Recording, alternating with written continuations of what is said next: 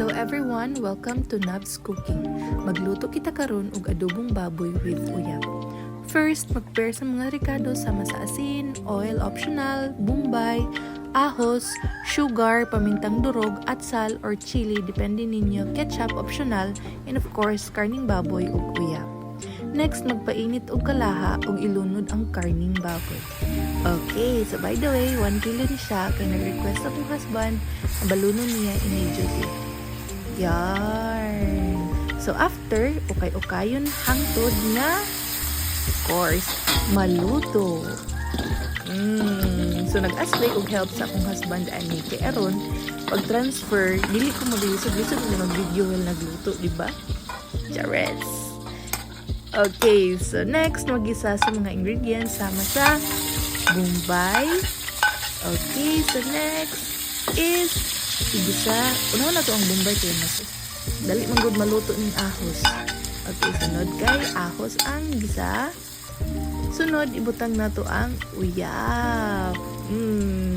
Makapalami ko gud siya sa baboy nga adobo basta may uyab. Kamukhaan lang ko sa dili allergy. Okay, so dungagan pa gamay kay gamay na ang nabutang. And after ana kay ansaman, sa butangan nato siya og tubig, gamay lang. Ibutangan ako siya og tubig, walang na videohan sa gidungagan ako gamay kay aron medyo saucy ang atong sauce. Sunod, butangan nato og sugar. Oh, perfect ni siya combination sa ato ang uyap ay kay aron ang parat sa uyap ma-well blend siya or mo-complement siya sa katamis-sa sugar. Sakto ba ko?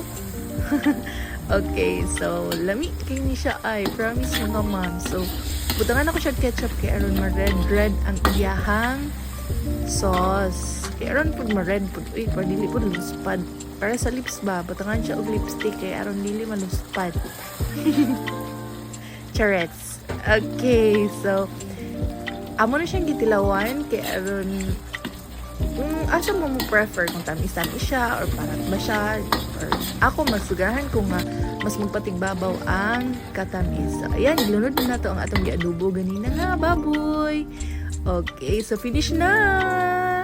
Ready na magkaon ako ang bana na nawag na siya ani kay mga una ko na. Oh, kasarap naman yarn. Okay, so after any video makita ninyo ang ato ang finished product. Charan!